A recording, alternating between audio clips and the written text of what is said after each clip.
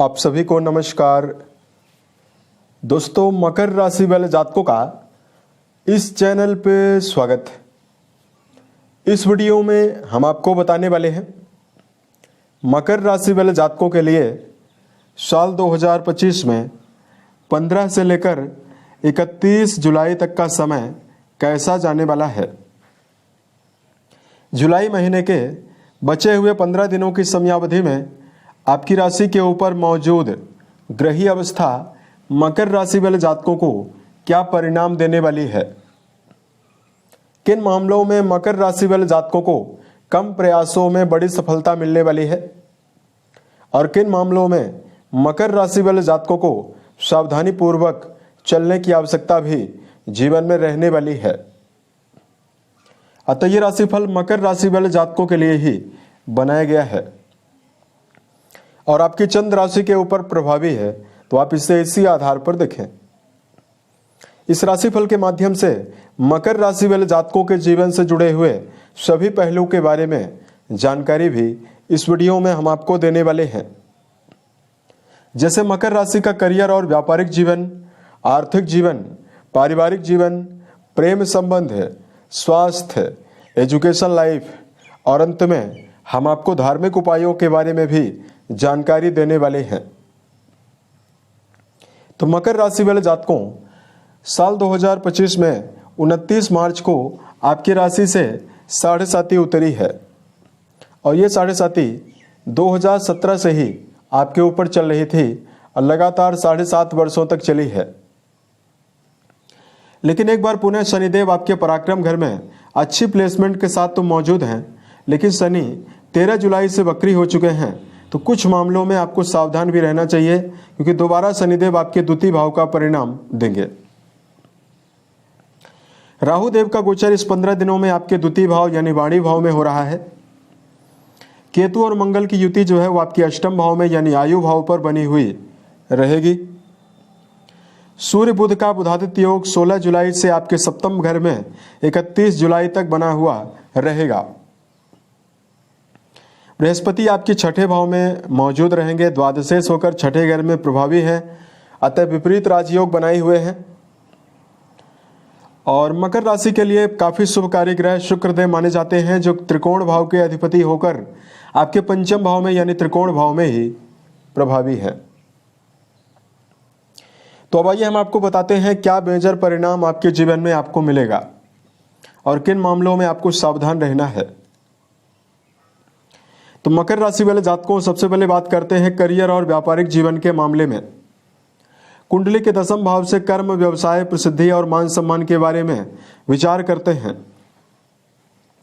अब देखिए, कर्म भाव के अधिपति आपके त्रिकोण भाव में ईश्वर आशीष होकर बहुत ही अच्छी अवस्था में गोचर कर रहे हैं। वहीं वर्तमान में राहु देव की जो नवम दृष्टि है वो भी आपके कर्म भाव पर जा रही है।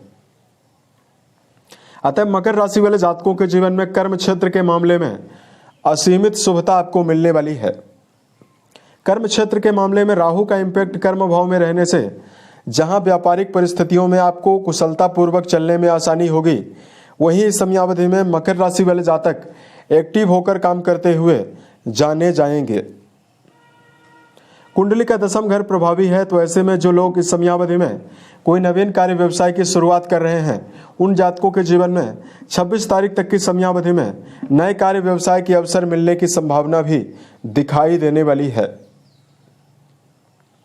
अगर आप कर्म क्षेत्र के मामले में रचनात्मक क्षेत्रों से जुड़ा हुआ कोई भी काम कर रहे हैं, जैसे अगर आप इस समयावधि में कलाकार हैं, पेंटर हैं, writer, theatre, cinema, film industry, media sector, राजनीति या वाणी से जुड़ा हुआ कोई भी काम कर रहे हैं, उसमें शुक्रदेव की शुभता, कर्म भाव के स्वामी शुक्र ही माने जाते हैं, इनकी शुभता लगातार कर्म क्षेत्र के मामले में आपको बेहतर परिणाम देने वाली है। इस समयावधि में मकर राशि वाले जातकों के जीवन में मान सम्मान के लिए भी समय शुभ रहने वाला है। अब देखिए, बात करते हैं इस समयावधि में आपके लिए आर्थिक जीवन के लिए किस प्रकार की संभावना दिखाई दे रही है। कुंडली के 11वें भाव से गेन के बारे में यानी कर्म क्षेत्र के द्वारा उपार्जित धन के बारे में विचार करते हैं। अतः आपके लाभ भाव के स्वामी आपके अष्टम घर में प्रभावी भले ही हैं, लेकिन अपनी चौथी दृष्टि आपके लाभ भाव पर लगातार डाल रहे हैं। ऐसे में मकर राशि वाले जातकों के जीवन में आमदनी के लिए तो बेहतर संभावना बनने वाली है।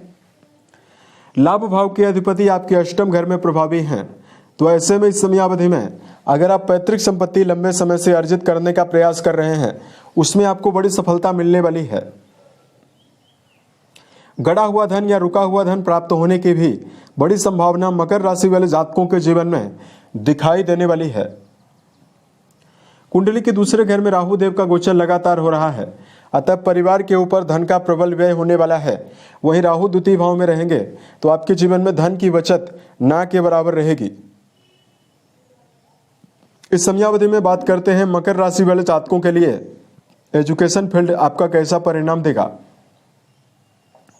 कुंडली के पंचम भाव से ही एजुकेशन सेक्टर के बारे में विचार करते हैं। अतः कुंडली के पंचम घर के स्वामी पंचम भाव में ही काफी अच्छी अवस्था में प्रभावी हैं, तो शिक्षा के मामले में जुड़े हुए जातकों की एकाग्रता काफी ज्यादा बढ़ी हुई रहने वाली है। विद्यार्थी जीवन में जुड़े हुए जातकों को मनोवांछित परिणाम प्राप्त होने की संभावना भी जीवन में दिखाई देने वाली है। अगर आप कोई कॉम्पिटेटिव एग्जाम की तैयारी कर रहे हैं, ये समय आपके लिए बेहतर रहेगा। शनि राशि के अधिपति होकर वक्री होकर नवम घर से संबंध बनाए हैं, तो ऐसे में उच्च शिक्षा के मामले में भी आपको बड़ी सफलता मिलेगी। और अगर प्रारंभिक स्तर की कोई पढ़ाई कर रहे हैं, उसमें भी आपको बड़ी सफलता मिलने वाली है। बात करते हैं पारिवारिक जीवन के मामले में क्या मेजर परिणाम आपको मिलेगा। कुंडली के दूसरे भाव में राहु देव का गोचर लगातार हो रहा है और ऊपर से मंगल की 7वीं दृष्टि भी आपके द्वितीय भाव पर पड़ रही है। अतः मकर राशि वाले जातकों के जीवन में लगातार पारिवारिक दबाव बना हुआ रहने की संभावना रहेगी। वही पारिवारिक जीवन के मामले में मकर राशि वाले जातकों को छोटे मोटे विवादों का भी सामना इस समय में करना पड़ सकता है, क्योंकि वाणी भाव में राहु और मंगल के द्वारा युति बनी हुई है। अतः इस समयावधि में मकर राशि वाले जातकों की काफी ज्यादा वाणी खुली हुई हो सकती है। खुली बोली होने की वजह से आप सामने वाले व्यक्ति या किसी व्यक्ति के सामने उसकी कमियों को बोलने की हिम्मत रख सकते हैं। इसकी वजह से आपको परिवार में विवाद भी झेलना पड़ सकता है। अतः वाणी के द्वारा किसी व्यक्ति को कड़वा वचन बोलने से मकर राशि वाले जातकों को बचना है। इस समयावधि में बात करते हैं मकर राशि के लिए प्रेम और वैवाहिक जीवन के मामले में क्या मेजर परिणाम आपको मिलने वाला है। कुंडली का पंचम घर वीनस के द्वारा प्रभावी बना हुआ है। ऐसे में रिश्तों में प्रेम संबंध के मामले में जुड़े हुए जातकों के लिए ये 15 दिन बहुत ही बेहतर जाएगा। इसमें शुक्र की शुभता लगातार आपको विशेष मन में प्रसन्नता देने वाली है। अगर आप किसी नजदीकी रिश्तों के मामले में हैं, तो इस समयावधि में मानसिक ऊर्जा आपकी बढ़ी रहेगी। आपके जीवन में घूमने फिरने की योजनाएं भी बनाई जा सकती है। वही वैवाहिक जीवन के मामले में यदि आपको जानकारी दिया जाए, दर्शकों इस समयावधि में वैवाहिक भाव में सूर्य देव का गोचर 16 तारीख से ही बुध के साथ होने वाला है। सूर्य जब भी सप्तम घर में जाते हैं तो दाम्पत्य साथी यानी जो आपका पार्टनर है उसके अंदर ईगो को बढ़ाने का कार्य करते हैं। ऐसे में इन 15 दिनों की समयावधि में वैवाहिक जीवन के मामले में संभल कर चलने की आवश्यकता जीवन में रहने वाली है। छोटे मोटे वैचारिक मतभेदों से आपको बचना चाहिए, अन्यथा आपके लिए वैवाहिक जीवन में समय आपको जीवन में विवाद भी दे सकता है। बात करते हैं मकर राशि वाले जातकों के जीवन में आपकी हेल्थ कैसी रहने वाली है। अब देखिए, राशि के अधिपति शनिदेव काफी बलवान हो चुके हैं क्योंकि वक्री हो चुके हैं, लेकिन शनि वक्री होकर आपके द्वितीय भाव का पुनः परिणाम देंगे। अतः सेहत के मामले में गंभीर समस्याएं तो आपको ना के बराबर जरूर मिलेगी, लेकिन वर्तमान में राहु मंगल का संयोग जो आपके अष्टम घर में प्रभावी है, केतु मंगल का, इसकी वजह से मकर राशि वाले जातकों को अनिद्रा की समस्या मिल सकती है। बहुत सारे जातकों को पेट की बीमारियां भी परेशान करेगी। शारीरिक थकान आपको इस समयावधि में ज्यादा रह सकती है। अतः मकर राशि वाले जातकों को दिनचर्या व्यवस्थित बनाकर चलना, सोने जागने की आदत का ध्यान रखकर चलना आपके लिए परम आवश्यक रहने वाला है। इस समयावधि में मकर राशि वाले जातकों को चाय, शक्कर और वसा युक्त भोज्य पदार्थों से दूरी बनाना चाहिए। वहीं इस समयावधि में शराब, मांसाहार, धूम्रपान, इन सभी चीजों से भी दूरी बनाकर चलने की आवश्यकता जीवन में रहने वाली है। अब अगर आपके लिए धार्मिक उपायों की जानकारी दिया जाए तो मकर राशि वाले जातकों, सबसे पहले तो इस समयावधि में दो विशेष सावधानियां आपको रखनी है। भावना के आवेश में आकर किसी व्यक्ति को कड़वा वचन बोलने से बचें। दूसरा, जीवन के किसी भी क्षेत्र में यदि आप काम कर रहे हैं, योजनाबद्ध तरीके से यदि आप काम करते हैं, उस कार्य में सफलता की जो संभावना है वो कई गुना बढ़ जाएगी। अतः किसी भी क्षेत्र में काम कर रहे हैं तो रचनात्मकता बनाकर चलें और प्लानिंग के साथ यदि आप काम करते हैं तो परिणाम आपको ज्यादा बेहतर मिलने वाला है। अगर आपके लिए धार्मिक उपायों की जानकारी दिया जाए,